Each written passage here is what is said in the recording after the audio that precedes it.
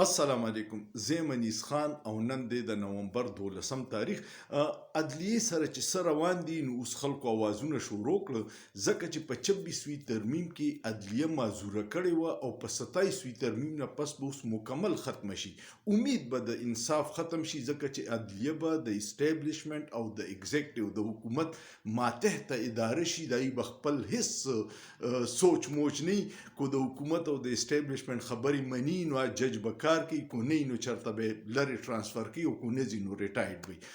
اوس پکې دوه ججانو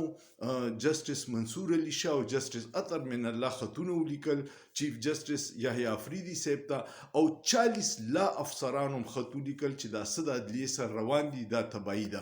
بل پکې دا چلو شو چې ریټایرډ ججانو هم دغه څوک آرټیکل لیکي خو یو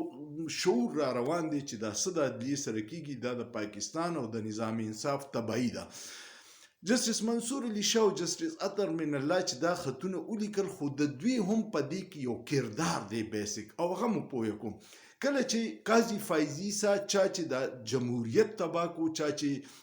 الیکشن تبا کو، چا چې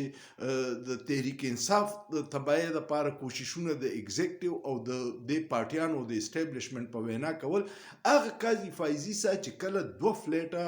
په لندن کې اغستی او داغه سره منی ټریل نو او اسټابلیشمنت داغه خلاف د عمران خان په دور کې ریفرنس داخل کړو نو هغه بچ کړی دی جسټس منصور علي شاه دا دوستانو او د هغه 15 رکنی بنچ د سربراو او داغه سره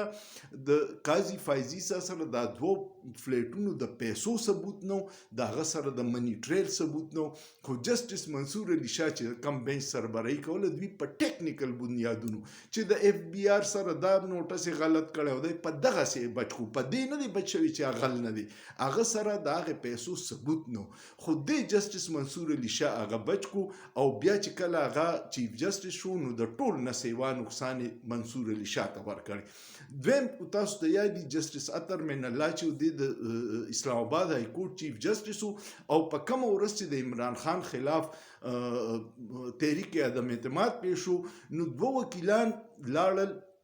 دا اوس چې کم زموږ وزیر قانون دی او یو بل مرګره او د نیمې شپې په د باندې عدالت د اسلام آباد کولاو کو او د ته دا وی چې عمران خان جنرال باجوا د عہدین لړکی ته ټول شپکینه دلته کو چرې د اقدام کوي مون درخواست راوړو ته بدارو کاوي نو دې پکې شاملو. نو دا هغه ججان دي کو هغه وخت دوی د آئین او قانون سره ولاړوي، د عمران خان سره وزیر اعظم سره دا اختیار دی چې هغه د جنرال لړکولی شي، دا قانون هغه ورکړي. اوس خو د 27 ترمیم نه پس دغه ټوله لوبه ختمه شوه نو دا ورسره اوس جسټس اطهر جسټس منصور علي شاه چې کم خط لیکلی هغه ټیکنیکل خبرې کړي چې عدلیه تباه کیږي. چیف جسټس د فوري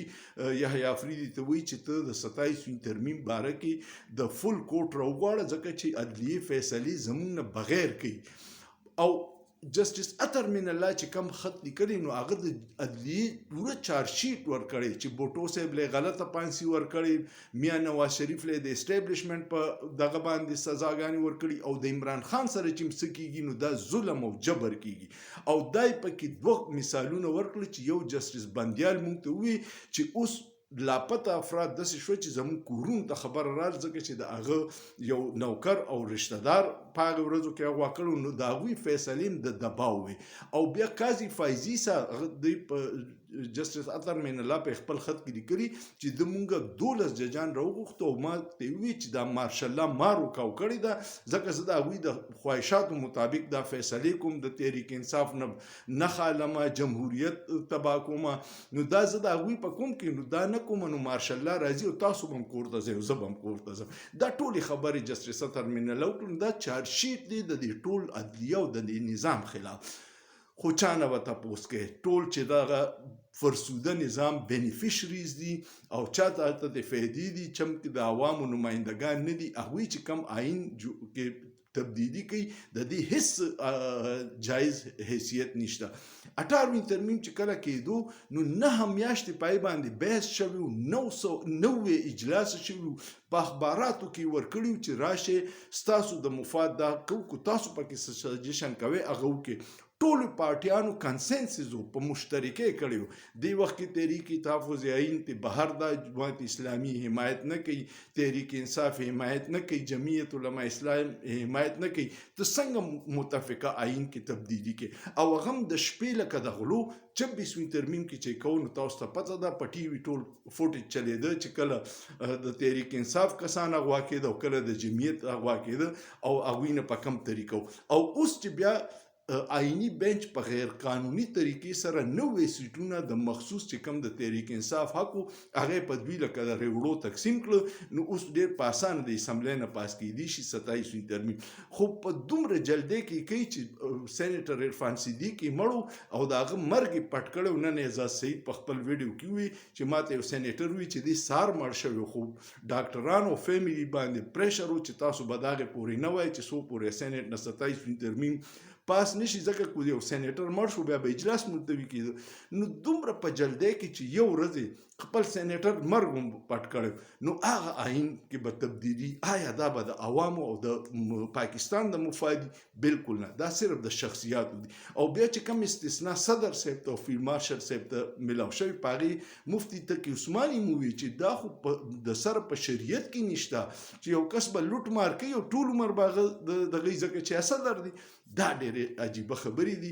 نو الله دې وکړي چې پاکستان کې اوازونه راچوي چې متحد شي دا ټول پاکستان زمونږ دی دا د 15% اشرافیه چې د خپل مفاداتو لپاره آئین او قانون کې تبدیلیاں کوي دا هیڅ چاته منظور نه دي جنرال ضیا 8 ترمیم جوړ کړی د اسمبلی د ماتېدو هر څه اختیار یې اغوستی خو چې هغه مړ شو هغه ټول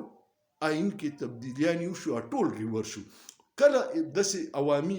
منتخب اسمبلی رااله نو د 26 او 27 ترمیم هیڅ مستقبل نشته خو بدقسمتي دا ده چې څو پورې دا ترمیمونی هغه کې به پاکستان ډیر تباہي ته لاړ شي او عوام هم ډیر تباہي ته لاړ شي صرف به دغه خلک خوشحالي چې کم په جاري طریقه په اسمبلو کې ناست امید لرم چې تاسو ویډیو خوښ شوی ویډیو کوم خوښ شو کمنټ وکړئ لایک وکړئ شیر وکړئ او سوچ وکړئ په سوچ کې څه ګناه نشته